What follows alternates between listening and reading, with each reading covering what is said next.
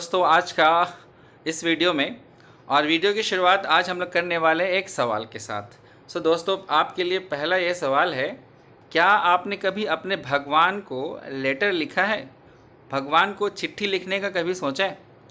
क्या लगता है आपको, क्या भगवान को चिट्ठी लिखने से वो जवाब देंगे? तो अगर लिखा भी हो तो क्या भगवान ने कभी आपको रिप्लाई किया है? आप सोचिए कि ये कैसा सवाल है ना? कोई भी ऐसा सवाल कैसे कर सकता है? लेकिन आज की जो कहानी है, आज का जो स्टोरी है, वो इसी से शुरू होता है कि भगवान को कोई व्यक्ति चिट्ठी लिखे, कोई बंदा चिट्ठी लिखे और भगवान उससे बातचीत करे। तो क्या आज की दुनिया में ये पॉसिबल है? तो चलते हैं दोस्तों आगे इस वीडियो में। आज की जो कहानी है वो भगवान से जुड़ी हुई है, विश्वास से जुड़ी हुई है।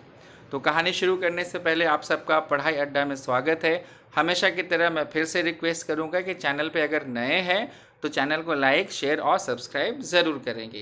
तो चलिए दोस्तों आज की कहानी में आगे बढ़ते हैं। वादा करता हूँ ये कहानी बहुत ही इंटरेस्टिंग होने वाली है।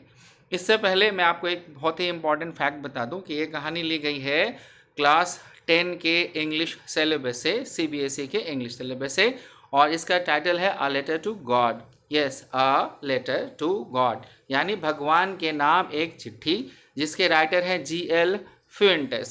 GL फ्यूएंटेस ने एक बहुत ही खूबसूरत कहानी लिखी है जो कि हम सब के कैरेक्टर से जुड़ा हुआ है और हम सबको बहुत सारी चीज़ें सोचने पे मजबूर कर देगा।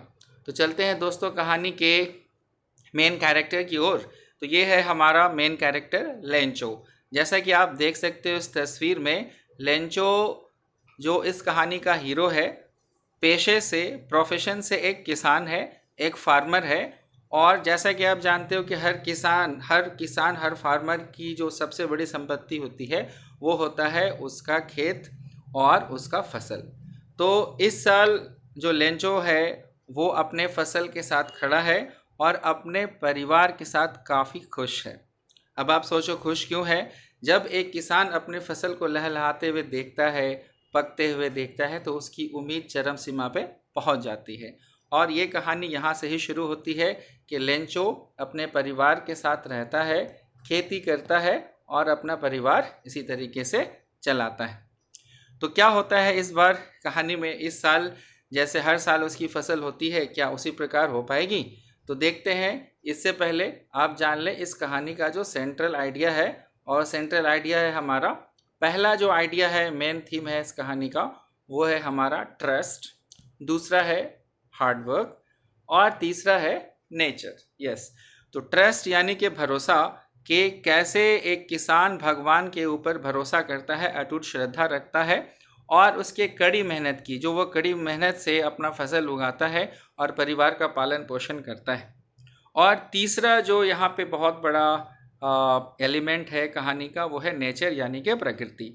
तो हम जानते हैं हम प्रकृति से अलग नहीं हैं, और ख़ास के किसान का जो फसल होता है वो पूरी तरह से प्रकृति पे, बारिश पे, धूप पे, मिट्टी पे और तापमान पे डिपेंड करता है। तो ये हमारी कहानी का सेंट्रल आइडिया है, ट्रस्ट, हार्डवर्क और नेचर। ठीक है, तो चलते हैं दोस्तों कहानी की ओर। कहानी का जो पहला पैराग्राफ है उसमें लेंचो के एक खूबसूरत घर को दिखाया गया है तो बहुत ही छोटा सा झोपड़ी, लेकिन डिस्क्रिप्शन में राइटर कहते हैं the house the only one in the entire valley. तो पूरी घाटी में, पूरी वैली में एक अकेला घर है। Sat on the crest of A low hill, from this height one could see the river and the field of ripe corn dotted with the flowers that always promised a good harvest। तो उसका जो खेत है वो फूलों से, फसल के फूलों से भरा पड़ा है, और वो फूल, वो पौधे जो हमेशा एक अच्छे फसल का वायदा करते हैं। तो लेंचो का घर है, उसका डिस्क्रिप्शन दिया गया है। पीछे एक नदी है, पहाड़ पे बसा हुआ घर है, और ठीक वहीं पे उसका खेत है जहाँ पे वो मेहनत करता है। तो इस बार भी फसल काफ़ी अच्छी होने की उम्मीद है, और लेंचो अब उसको एक ही चीज़ का इंतज़ार है, और वो क्या है भाई? वो है बारिश। जी हाँ, वर्षा, वो रेन का इंतज़ार कर रहा है। तो जैसा आप देख सकते हो, राइटर कहता है यहाँ पे, थ्रू आउट द मॉर्निंग, पूरी सुबह Lencho who knew his field intimately, जो अपने खेत को बहुत ही अच्छे तरीके से, नज़दीकी से जानता था, had done nothing else but see the sky towards the north east. तो उसने कुछ नहीं किया, नॉर्थ ईस्ट की ओर, वो आकाश की ओर देख रहा है। क्यों देख रहा है? कि बारिश जो है वो उसी दिशा से आती है। तो उसको इंतज़ार है, वो इंतज़ार कर रहा है कि बारिश आए और उसका फसल जो है पूरी तरह से तैयार हो जाए। तो जी हाँ दोस्तों, अब देखते हैं बारिश होती है, क्या उसका फसल तैयार होता है। अब अगले पार्ट में कहानी में जो लेंचो है वो अपनी पत्नी से बात कर रहा है। वो कहता है, now we are really going to get some water women. तो अब हम लोगों को ज़रूर बारिश मिलेगी, पानी मिलेगा। इसमें दो चीज़ है। पहला तो हर किसान के अंदर एक शक्ति होती है कि वो अनुमान लगा सकता है, उसके अंदर एक इंट्यूशन होती है, वो समझ सकता है कि मौसम में आगे क्या होने वाला है। तो वो अपनी पत्नी से कहता है कि अब बारिश होने वाली है और सब कुछ अच्छा हो जाएगा। तो ये थी उम्मीद, ये था इंतज़ार लेंचो का। देखते हैं क्या होता है उसी शाम। राइटर कहते हैं, big drops of rain began to fall, big drops of rain began to fall in the northeast. Huge mountains of clouds could be seen approaching. तो कहते हैं राइटर के पहाड़ की तरफ से बादल आ रहे हैं और वो अप्रोच कर रहे हैं, मतलब नज़दीक आ रहे हैं। अप्रोच करने का मतलब होता है किसी और बढ़ना। The air was fresh and sweet. भाई, हमारे मन में अगर कोई उम्मीद हो, किसी चीज़ का इंतज़ार हो और वो सच होने लग रहा है कि अब सच हो जाएगा, तो सब कुछ अच्छा लगता है। तो किसान कहता है कि जो हवा है वो फ्रेश है, वो स्वीट है, और तभी वहाँ पे शुरू हो जाती है बारिश, जिसका लेंचो को बेसब्री से इंतज़ार था। तो बारिश तो शुरू हो गई है। अब आगे देखते हैं लेंचो के मन में क्या चल रहा है। तो ये जो बड़ी बूंदें हैं और उसके साथ जो छोटी बूंदें हैं, उनको लेंचो देखता है और किसान जो है उसके चेहरे पे हंसी आ जाती है, आएगी नेचुरली। और वो कहता है, these aren't rain drops falling from the sky. ये जो बारिश जो आ रही है स्काई से, वो रेन ड्रॉप नहीं है, दे आर न्यू क्वाइंस, वो तो नए चमचमाते सिक्के हैं। The big drops are 10 cent pieces and the little ones are 5। तो वो बारिश की बड़ी बूंदों को 10 सेंट से और छोटी बूंदों को 5 सेंट से कंपैरिजन करता है। अब आप बोलेंगे ऐसा क्यों? क्योंकि ये जो बारिश है, इसकी बूंदें ही फसल को तैयार करेंगी और मार्केट में वो उसको बेच पाएगा। इसीलिए उसको लगता है कि ये बारिश की बूंदें नहीं बल्कि सिक्के हैं, चमचमाते सिक्के।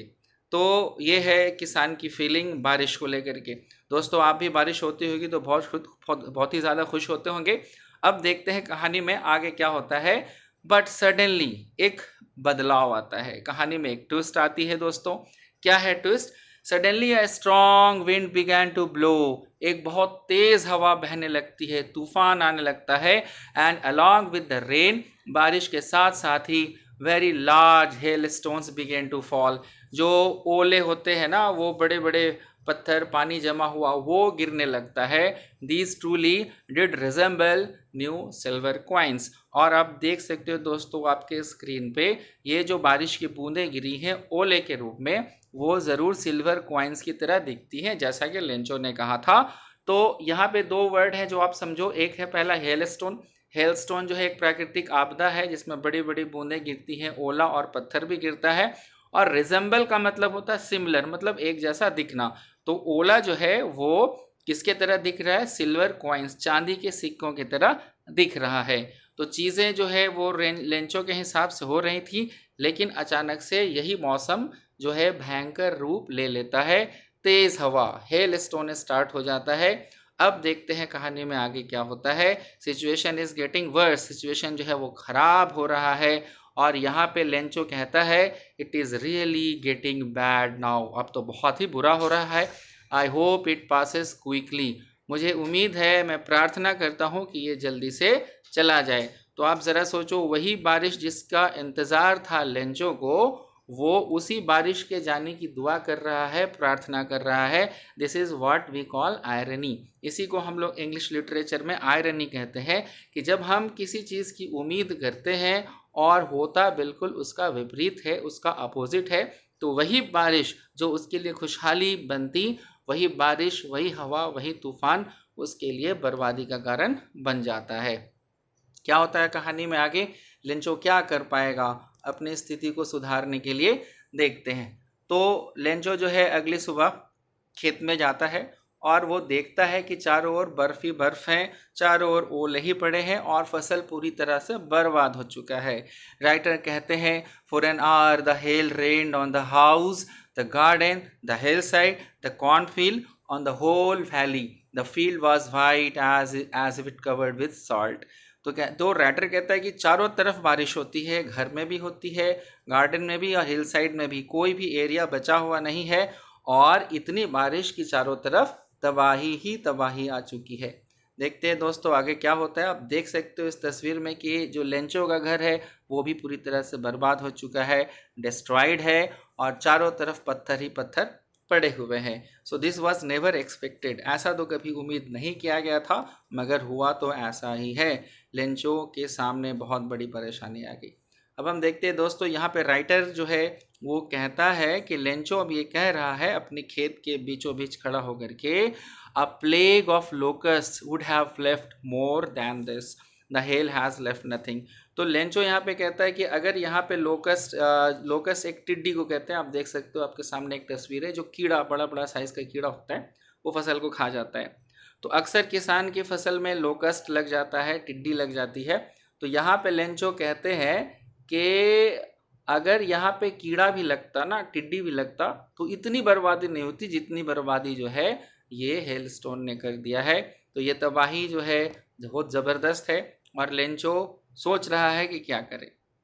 तो लेंचो जो है अपने भगवान को याद करता है। यहाँ पे मैं एक बात बता दूँ, जो लेंचो है उसका भगवान पे अटूट विश्वास है और वो मानता है कि भगवान वो भी देख सकता है जो किसी के कॉन्शियंस यानी अंतरात्मा के नज़दीक हो। ठीक है, तो कहते हैं all our work for nothing, there is no one who can help us, we all go hungry this year. तो यहाँ पे नकारात्मकता है, निराशा है। लेंचो कहता है कि इस साल हम लोग भूखे ही रह जाएंगे। एक भगवान, अब हम क्या करें, कुछ तो करो। भगवान से ही एक उम्मीद थी।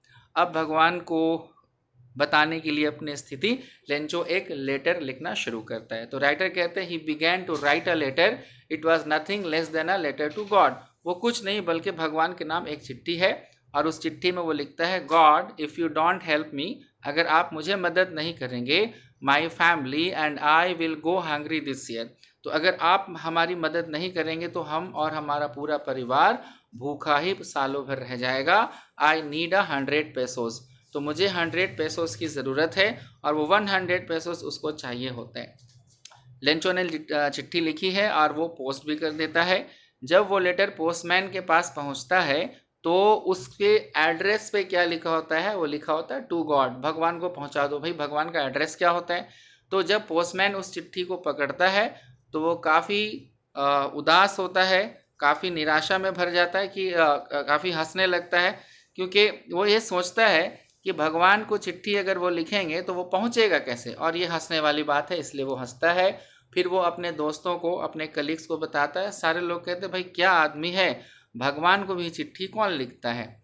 अब जो है इस चिट्ठी का क्या होता है, तो उसी पोस्ट ऑफिस का जो सीनियर बॉस है, जब उसके हाथ में चिट्ठी पहुंचती है तो वो भी सरप्राइज्ड हो जाता है, शॉक्ड हो जाता है। अब वो जब वो लेटर पढ़ता है तो उसको लगता है, ए भगवान, what faith, I wish I had the faith of the man who wrote this letter. काश मेरे पास भी इतनी श्रद्धा, इतना विश्वास होता भगवान के लिए। तो ये जो विश्वास है भगवान के ऊपर, ये टूटना नहीं चाहिए। और ये जो मैनेजर है, ये जो बॉस है पोस्ट ऑफिस का, उसको लगता है कि इस विश्वास को बनाए रखने के लिए उसे कुछ करना पड़ेगा। तो देखते हैं कि वो आगे क्या करता है, क्या वो लेंचो की मदद कर पाएगा। अब ये जो पोस्ट ऑफिस का जो एम्प्लॉय है, वो अपने कलीग्स के साथ इस बात को रखता है और उनको कहता है कि वो अपनी सैलरी का थोड़ा थोड़ा पार्ट मिला करके भेजते हैं लेंचो को, ताकि लेंचो की मदद की जा सके। तो इस तरह से सारे लोग मिल करके पैसा इकट्ठा करते हैं और वो लेंचो को भेजते हैं। यहाँ पे एक बात जानना ज़रूरी है दोस्तों कि उनके पास जो थोड़ा थोड़ा पैसा इकट्ठा होता है वो 100 पेसोस नहीं हो पाता। जितना पैसा उसने मांगा था लेंचो ने, वो उसके आधे से थोड़ा ज़्यादा था और वो पैसा जो है पोस्ट ऑफिस के एम्प्लॉयज़ ने भेज दिया लेंचो को। अब ये पैसा, चिट्ठी जो है वो लेंचो के पास पहुंचती है। अब आप सोचो कि आप भगवान को चिट्ठी लिखो और भगवान आपको जवाब भी दे दे, तो क्या आप शॉक्ड नहीं होगे? यहाँ तो लेंचो के मन में थोड़ा सा भी डाउट नहीं था, उसको पूरा विश्वास था कि भगवान उसको चिट्ठी ज़रूर लिखेंगे, उसको मदद ज़रूर करेंगे। तो राइटर कहते हैं Lencho showed not the slightest surprise, थोड़ा सा भी सरप्राइज उन्होंने नहीं दिखाया ऑन सीइंग द मनी, पैसों को देखकर थोड़ा सा भी शॉक नहीं हुए। सच वाज हिज कॉन्फिडेंस, उसका इतना विश्वास था। अब दोस्तों आगे देखते हैं क्या होता है। जो लेंचो है अब इस सीन में काफ़ी गुस्सा उसको दिख रहा है, आप देख सकते हैं काफ़ी गुस्सा है।